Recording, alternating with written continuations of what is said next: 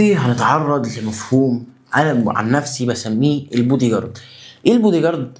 افترض ان انا كزياد عندي مشكله مع حد، اروح اجيب واحد بودي جارد جسمه كده ما شاء الله عليهم، الناس الجته دول انت فاهمني.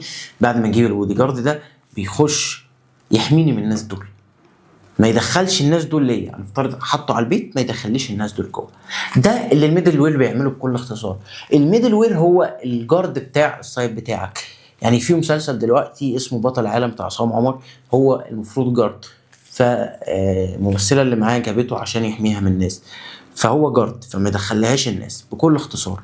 ده اللي الميدل وير بيعمله. لو جيت بصيت هنا فاحنا هنسمي الجارد ده هو الميدل وير. تمام كده؟ انا عارف ان خطي معفن طول الكورس معاكم هنا، بس على الكمبيوتر جميل طبعا عشان الكمبيوتر اللي بيكتب مش انا. ف فده الميدل وير ما يدخليش حد جوه.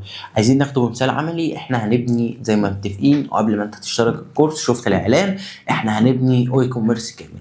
هل منطقي ان اليوزر يشوف الداشبورد بتاعتي كتك او كحد بضيف المنتجات؟ اكيد مش منطقي، اكيد مش صح، واكيد مش ده التمام.